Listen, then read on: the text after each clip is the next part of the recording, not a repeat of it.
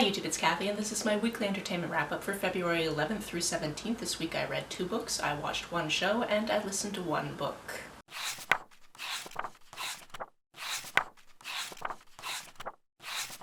If you saw last week's video, I'm in the exact same location, and if you saw last week's video, I talked so much that my tiny little coffee went cold before I finished it.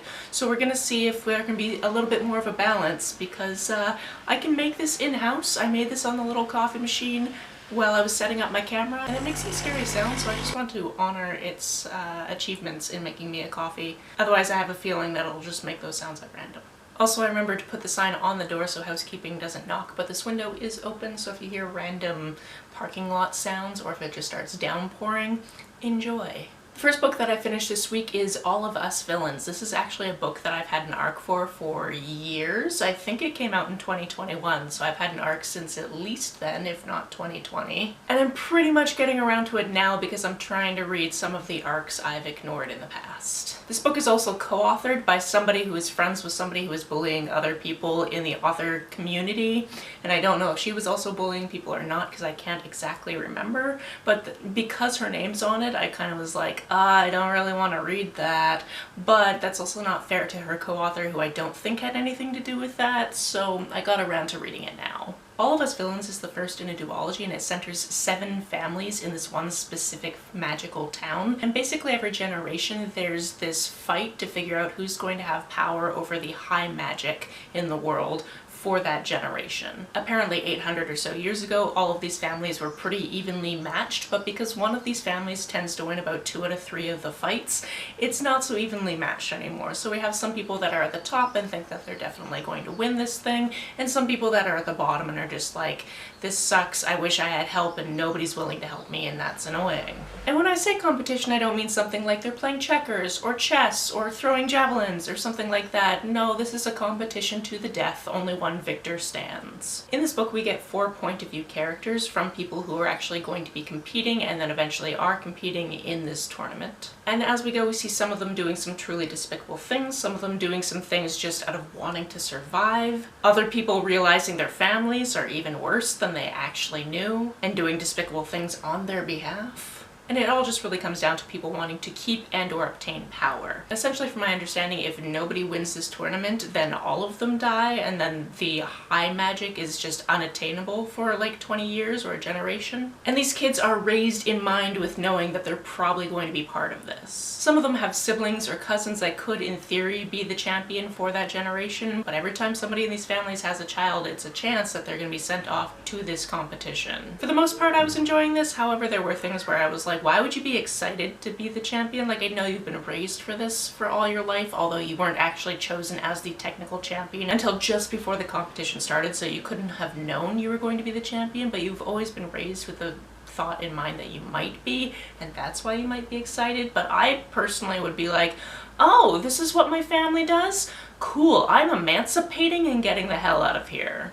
I should also mention that this is set in a world where kind of everybody uses kind of the low form of magic, and it's usually in the form of charms that are put into rings or amulets or that type of thing.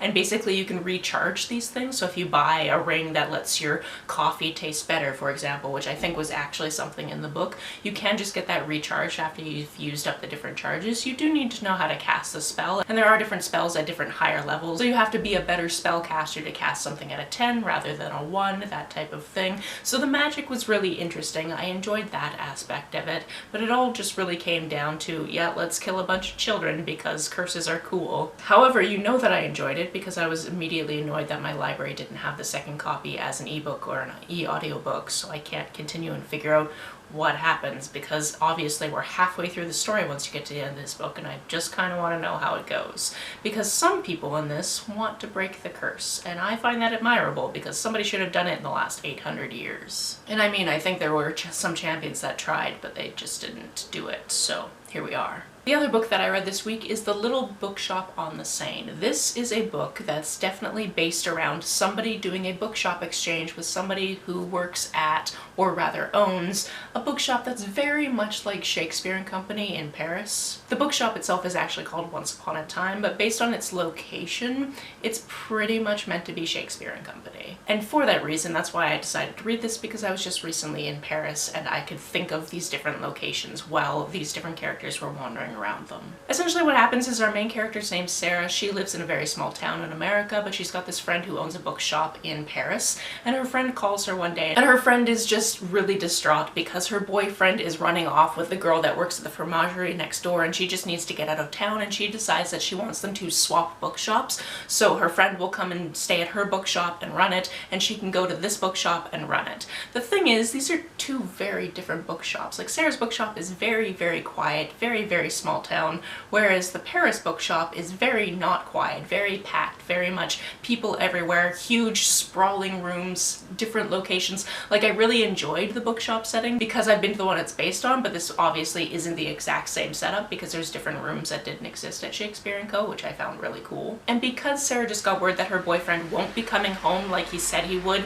anytime soon, she decides that when he is ready to come home, he can visit her in Paris because he's a reporter, he travels all over the world for his work, and he's really trying to get his foot in the door as a freelance journalist, which is why he takes every job he can get, which keeps them apart a lot. Like, we don't actually see him on page, I think, until at least 50% into the book. Although they do have conversations over the phone or Skype or that type of thing, he is not physically in person with her until at least halfway through this book. She also finds a lot of challenges because the way that staffing is done is really different. How busy it is, all of the different accounting systems, like, it's very, very difficult for her, and she feels like she's having a hard time because she doesn't have the same support system as she has back home. However, she finds a new one while she's in Paris, which I find very cool. You do have to just strain credulity a little bit to read this book because she mentions that she has never even been on a plane before, but within a week of her friend being like, hey, come to Paris and I'll go to your bookshop, she's on a plane and she's going to Paris. And I'm just like, firstly, do you even have a passport? Like, you might have a passport. You did mention that you met Ridge's mother once, and I'm pretty sure his mother's in Canada, so in theory you could have a passport from going to Canada, but you didn't mention that, which is just super annoying. Secondly, you are not allowed to just go to Paris and work. That's not how that works. You need to get a work visa. You can't do that within a week. Like, what the hell? And then the same for your friend. It's obviously not legal for her to just come to the States and work. You also can't just, like, open-endedly be like, oh, I'm gonna be here for, you know, as long as it takes. Oh, maybe I'll stay an entire year. No, that's how you get kicked out of the country. I know the rules are very different for very different places, but as a Canadian, I can only spend 90 out of 180 days in a row in the Shenzhen area, which Paris would be a part of. And that's as a tourist, not as somebody who's actually working in the country. So yeah, being somebody who's traveled a lot more than this character, I just have to turn off the side of my brain that knows that a lot of what she's doing is just not possible. But it was a fun story. I read it over 2 days. At this point, we all know what the TV show I watched this week was. We finished the 14th season of Taskmaster, we watched all of the 15th season of Taskmaster, and we watched the first 2 episodes of the 16th season of Taskmaster, which means we only have 8 episodes left until there's no more Taskmaster until the next season goes up, which I don't know when that is. I think they're filming it soon, and I think that Chad actually put in to see if we could maybe be in the studio audience, which would be awesome, but I don't know when they're filming that, so I don't even know if we'll be able to fly into the UK to do that. Funnily enough, I'm pretty sure that even Instagram knows that I like Taskmaster because I just saw yesterday a post where some library somewhere in the States is doing Taskmaster-esque things in the library. And the first task was a truck of books, and it was just like, put these in alphabetical order by author, but wearing these headphones, and the headphones just had like somebody reading out random letters of the alphabet. And I laughed pretty hard because obviously I used to work in a library. I used to do what they were doing for a living, minus the headphones, and I watch a lot of Taskmasters, so obviously something on Instagram knows me. And I'm a little bit frightened by it, honestly. Ooh, it's not quite cold yet, but it's getting there. As for the audiobook I listened to this week, I finally ticked off another thing for my 40 before 40 TBR, and that's Beloved by Toni Morrison.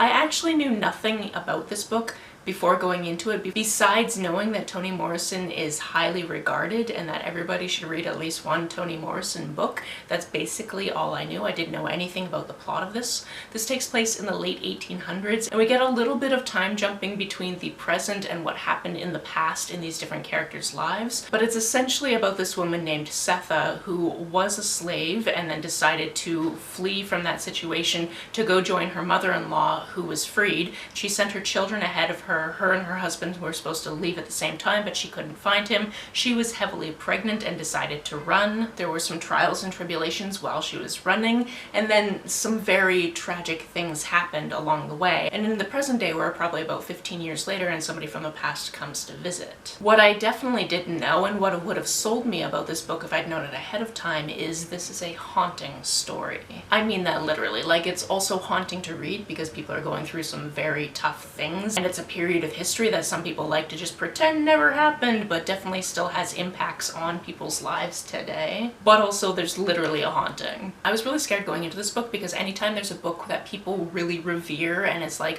one of those books everyone should read, I'm really scared I'm either not gonna get it or I'm not gonna like it and then just be like not smart enough for it.